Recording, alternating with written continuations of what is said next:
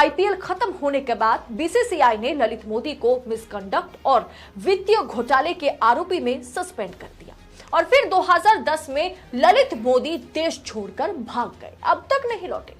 तो आज अगर आपको वही ललित मोदी सरकार के वकील की शादी में, सॉलिसिटर जनरल की शादी में दिखाई देते हैं, तो आपके मन में सवाल आएगा कि नहीं आएगा कि जिस ललित मोदी को मोदी जी वापस लाने की बात की थी, जिस 125 करोड़ घोटाले के पैसा ललित मोदी से वापस लेने का वादा मोदी जी ने किया था, जो ललित मोदी को सरकार पकड़ नहीं पा रही है, जो ललित मोदी घोटाले के आरोपी हैं, हमारे देश में मोस्ट वांटेड है, वही ललित मोदी जो है अगर सरकारी वकील सॉलिसिटर जनरल हरीश साल्वे के साथ लंदन में रंगे हाथ पकड़े जाते हैं, तो सवाल सरकार पर और पूर्व सॉलिसिटर जनरल हरीश साल्वे पर उठेंगे या नहीं, क्योंकि हरीश साल्वे जो है one nation one election committee के मेंबर बन चुके हैं। दरअसल मामला क्या है, मैं आपको और सिंपल कर देती हूँ। दोस्तों, दरअसल हरीश साल्वे ने 68 की उम्र में तीसरी बार अस्सलाम वालेकुम वरहमतुल्लाहि वबरकातुहू।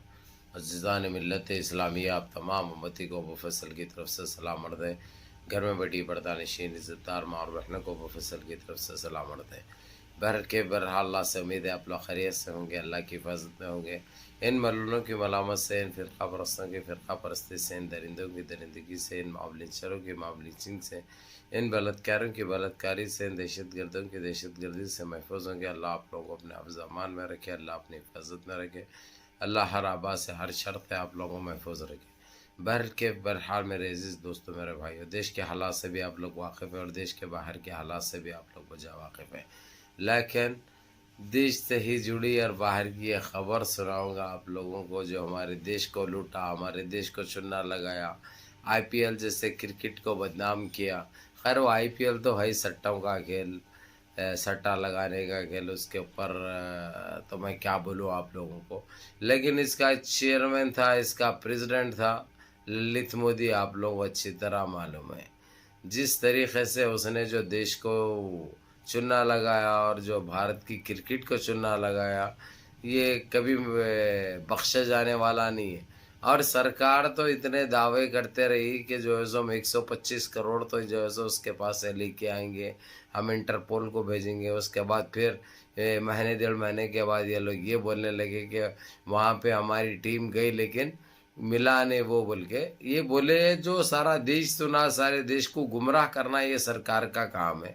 जिस तरीक़े से करते हुए आई है, इन्हें बड़ी मशहूर है, किस तरीक़े से फेंकना, किस तरीक़े से हथेली में चांद दिखाना, किस तरीक़े से जुमलाबाजी करना, इनसे बेहतर कोई नहीं कर सकता, आप लोग अच्छी तरह जानते हैं। बहरहाल मेरे अजीज़ दोस्तों, मेरे भाइयों, जो बीजेपी का जो सरकारी जो वकील है, बड़ा वकील जो है, उसकी बेटी की शादी में शिरकत करा इन्हें ललित मोदी।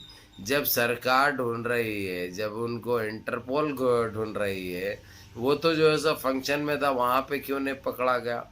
और वो वहाँ पे आया कैसे आया, तो किसकी शादी में आया? ये सारे चीज़ें गौर करने वाले हैं। अब यानी खुले तौर पे आवाम को मालूम हो चुका है ये एक घोटाला सरकार है। इसको हटाए तो देश को बचा सकते, इसको हटाओ देश को बचाओ बोले वैसी बात हो गई। ये हर चीज़ सामने आ चुकी है अवाम के। अब इन्हों लाख गुमराह करने की कोशिश करो, लाख बेवकूफ़ बनाने की कोशिश करो, नहीं कर सकते, नहीं बना सकते। उसकी वजह मैं आप लोगों को बता दूं, इन्हों हर चीज़ में घोटाला करे हुए देश के अंदर, यानी हमारी हर खेल में घोटाला करे हुए। और जितनी जो मंत्री जिसको बनाए ये लोग, इनके सब यानी ना अलिफ मालूम ना या मालूम, अलिफ लैला है, यानी कुछ भी नहीं मालूम इनको, लेकिन इनको बड़े बड़े उससे नवाजे। अब जो मोटा भाई के बच्चे का ले लो तुम, उसके बेटे का, वो क्या था, 5 लाख की कंपनी चलाता था उन्हें, अब वैसा जाके जो है सो बीसीसीआई का चेयरमैन बैठा है उन्हें, बीसीसीआई का चेयरमैन बन बैठा है उन्हें। यानी क्या है, नो बस अपने आप को होशियार और सामने देशवासियों को बेवकूफ़ समझते। यहाँ पे आके नो ये कभी नहीं सोचे कि इनका भी टाइम आएगा, इनका भी वक्त आएगा, इनसे सवाल भी पूछे जाएंगे। और जो इन्होंने जो तकलीफ़ें दी हैं, जो गुनाहें करे हैं, उसकी सज़ा भी मिलेगी। इनके कभी ख्वाब ख्याल में भी ये चीज़ नहीं आई थी। इन्होंने ये सोचे जो कुछ भी है हम ही है, हमारे अलावा और कोई नहीं है ना, हमारे बाद कोई है, जो कुछ भी है फाइनल हम ही से, हमारे हड्डियाँ हमारे अस्थियाँ भी सरकार चलेंगे। इनकी ये गलत फहमी थी जो अब 2024 में ख़त्म हो रही, 2024 में ख़त्म हो रही, क्योंकि 2014 से ये लोग ख़ाबीस में हैं। जब से ख़ाबीस में हैं, ये खबीज़ है, क्या करके रखे हैं आप लोग अच्छी तरह जानते हैं। मैं बोल के जो है सो फिर चांद को आईना दिखाना, सूरज को आईना दिखाना मेरे को नहीं आता भाई।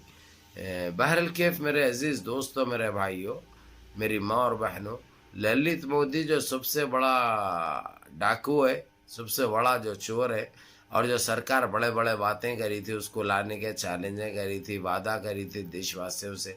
सिर्फ ये लोग वादे इसलिए करते हैं कि थोड़े से टाइम के बाद मालूम है हमारे देश की आवाम भूल जाती है, उसके बाद ना पूछती रहा याद रहता। इनके ये जहनों में, इसलिए इन्हों बोलने को बहुत कुछ बोल देते, बाद में इनसे कुछ सवाल किया जाता है, जब याद दिलाया जाता है तो उन्होंने बोलते वो एक जुमला था। ऐसा बोलना पड़ता है, अवाम को बेवकूफ़ बनाने के लिए ये चीज़ें इस्तेमाल करनी पड़ती है। यानी इनकी ये सोच है, इनकी ये हकीकत है, इनकी ये सच्चाई है जो आप लोग बजा जानते हैं। अब आप लोगों को यही कहूँगा मेरे अजीज़ दोस्तों, मेरे भाइयों, मेरी माँ और बहनों, इन्हों जो करना था कर दिए, जो करना था कर दिए इन्हों।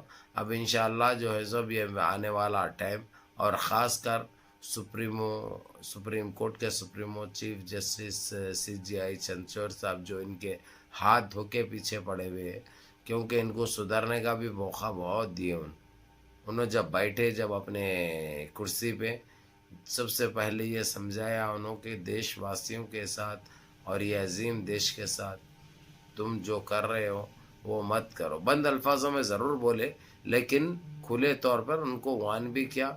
वो एक हकीकत थी, वो एक सच्चाई थी, लेकिन इन्होंने उन चीज़ों को ईजी ले लिए, बोले कि ये भी एक आए, वो भी एक चले जाते, हम तो जो है सो हमारे हस्तियाँ भी सरकार चलाएगी। इनकी ये गलत फहमी थी, जब इनके लिए नुकसानदा भी बनने जा रही है, तकलीफ़दा भी बनने जा रही है। ये एक हकीकत है, ये एक सच्चाई है।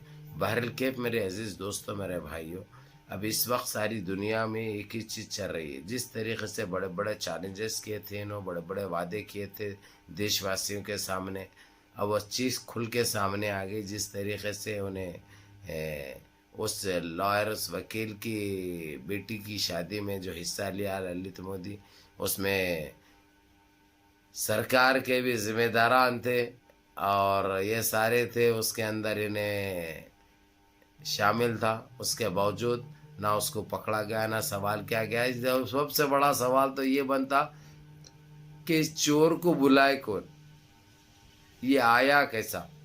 और ये लोग ये समझे हैं कि ये आवाम भूल चुकी है, ना इसको कभी भूलेगी, ना कभी विजय माल्या को भूलेगी, ना नरेंद्र मोदी को भूलेगी, ना कभी ललित मोदी को भूलेगी, क्योंकि ये देश का पैसा है मेरे दोस्त, ये देशवासियों का पैसा है, जो कि ना कभी भूल सकते, ना कभी अनजान हो सकते।